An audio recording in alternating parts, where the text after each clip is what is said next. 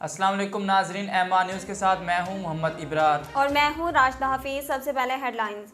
मुल्क के मुख्तलिफ शहरों में गैस का बहरान ताहाल बरकरार है। गीज़र और हीटर तो दूर, खाना पकाने के लिए भी गैस दस्तियाब नहीं।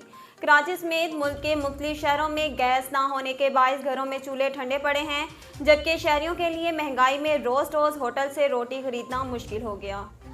ख़वातीन का कहना है कि बच्चों को भूखा स्कूल भेजने पर मजबूर हैं। मर्द कमाने जाएं या जलाने के लिए लकड़ियां जमा करें। कायना में एक शख्स ने रकम के लेन देन के तनाज़े पर निजी अकेडमी के मालकिन को कत्ल करके खुदकुशी कर ली। पुलिस के मुताबिक निजी हाउसिंग सोसाइटी में वाक़ एक निजी अकेडमी के मालकिन साइमा और इलेक्ट्रीशियन शकील के दरमियान रकम के लेन देन का तनाज़ा था। शकील ने अकेडमी में घुसकर फायरिंग करके पहले साइमा को कत्ल कर दिया और फिर खुद को गोली मारकर खुदकुशी कर ली। पुलिस ने लाशें पोस्टमार्टम के लिए मुर्दा खाने मुंतकिल करके कार्रवाई शुरू कर दी। वस्ती पंजाब के अक्सर इलाके आज भी फ़िज़ाई आलूदगी की लपेट में हैं। सुबह के औकात में लाहौर दुनिया भर के बड़े शहरों में फ़िज़ाई आलूदगी के लिहाज से पहले नंबर पर था, जिसके बाद भारतीय दारुल हुकूमत नई दिल्ली ने फ़िज़ाई आलूदगी में लाहौर को पीछे छोड़ दिया और पहले नंबर पर आ गया।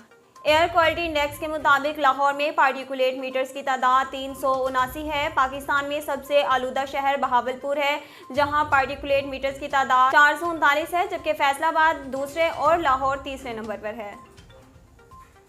कराची चीफ जस्टिस पाकिस्तान ने नस्ला टावर केस में अमीर जमातुल इस्लामी हाफिज नईमुर रहमान पर शदीद बरहमी का इजहार किया।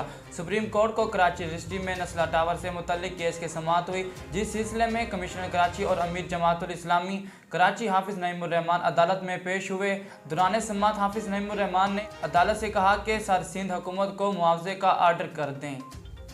मदीना मुनव्वरा में पेश आने वाले ट्रैफिक हादसे में 4 अफराद जाँ बहक हो गए। अरब मीडिया के मुताबिक जुमेरात को रात के मदीना मुनव्वरा की अलहजरा हाईवे पर बस और ट्रक में तसादम हुआ, जिसके नतीजे में 4 अफराद जाँ बहक हो गए।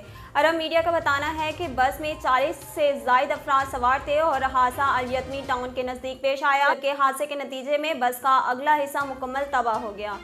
हादसे में मामूली जख्मी होने वालों को जाए हादसा पर ही तिब्बी इमदाद दी गई, जबकि दीगर शदीद जख्मियों को मदीने के अस्पताल मुंतकिल कर दिया गया। नाजरीन, अब तक के लिए इतना ही। मज़ीद खबरों और तफसीलात के लिए देखते रहिए एमआर न्यूज़।